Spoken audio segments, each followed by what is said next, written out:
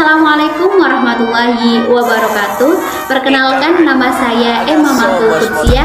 Saya adalah mahasiswa IAIN Pekalongan semester 3. Di sini saya akan menjelaskan tentang anak slow learner atau anak yang lambat belajar.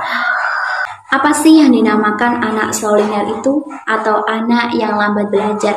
Anak yang lambat belajar ini memiliki keterbatasan potensi kecerdasan sehingga proses belajarnya lambat. Tingkat kecerdasan mereka itu di bawah rata-rata, yaitu dengan IQ 80 sampai 90.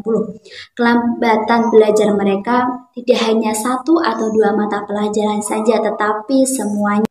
Adapun menurut Kementerian Pendidikan dan Kebudayaan Republik Indonesia, anak yang lambat belajar adalah anak yang di sekolah mempunyai rata-rata yang di bawah 6, sehingga mereka mempunyai resiko untuk tinggal kelas atau tidak naik kelas. Anak yang lambat belajar ini anak yang memiliki nilai yang cukup rendah, jadi mereka itu butuh waktu untuk bisa memahami pelajaran yang disampaikan oleh gurunya. Nah, faktor anak ini menjadi lambat belajar itu ada dua. Yang pertama ada faktor internal atau faktor genetik. Yang kedua adalah faktor eksternal atau faktor dari lingkungan. Pertama ada faktor internal.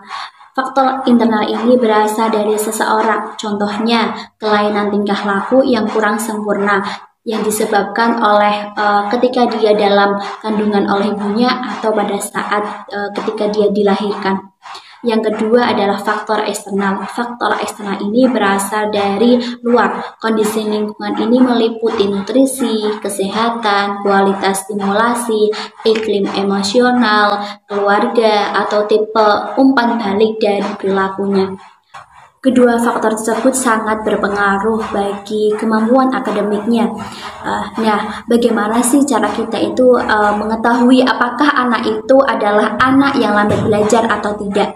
Yang pertama bisa kita lihat dengan bagaimana cara dia menerima pelajaran yang disampaikan oleh gurunya. Apakah dia itu lambat atau kurang bisa mencerna apa yang disampaikan oleh gurunya.